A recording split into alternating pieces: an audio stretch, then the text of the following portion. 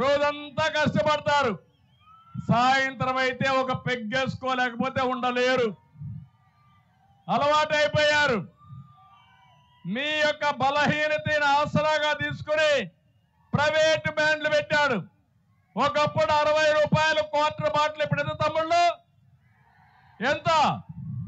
200 అవునా కాదా? రోజుకు ఒక క్వార్టరు. మామూలుగా అయితే నెలకు 30 క్వార్టర్లు. క్వార్టర్లో 150 రూపాయలు జగన్మోహన్ రెడ్డికి కమిషను. అంటే మీరు తాగే తాగుళ్ళలో 4500 రూపాయలు నెలకు జగన్ జలగా పీల్చేస్తా ఉంది. అవునా కాదా అని మిమ్మల్ని అడుగుతున్నా. ఏమమ్మా, అవునా కాదా?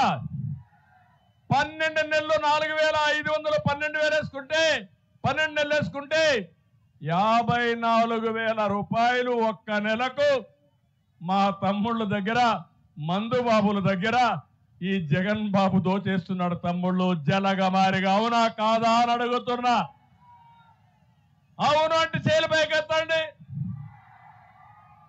ఇది న్యాయమాని మిమ్మల్ని అడుగుతున్నా. న్యాయమాని మిమ్మల్ని అడుగుతున్నా. ఏం చేయాలి మనం ఇప్పుడు? ఇతన్ని ఉతికి ఆరేయాలా లేదా? సిద్ధంగా ఉన్నారా లేదా? ఏమమ్మా, మీ మగవాళ్ళందరూ కూడా తాగి బలహీనం అయిపోయారా లేదమ్మా? అనారోగ్యం అయ్యారా లేదా?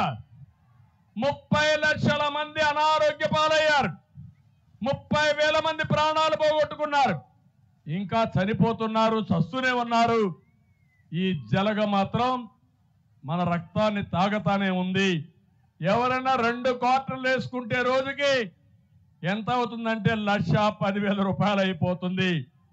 నేను ఒకటే చెప్తున్నా, ఈ లెక్కలు మీరు వేసుకోవాల్సిన అవసరం ఉంది. ఇది కాకుండా ఇంటి పన్ను, చెత్త పన్ను, ఆర్టీసీ రేట్లు పెరిగాయా లేదా అని మిమ్మల్ని అడుగుతున్నా. పెరుగుంటే చేతుల పైకెత్తండి. ఇవన్నీ మీ అకౌంట్ ఖాళీ అయిపోయిందా లేదా అని మిమ్మల్ని అడుగుతున్నా. అందుకే అన్న, ఇచ్చేది 10, దోచేది 100. అందుకనే ఇంకొక పక్క, అందుకే అన్నా, అయ్యా జగన్మోహన్ రెడ్డి, నువ్వు అర్జునుడివి కాదు. పంచభూతాలని, రాష్ట్రాన్ని మింగేసేటువంటి అక్రమార్జునుడివి.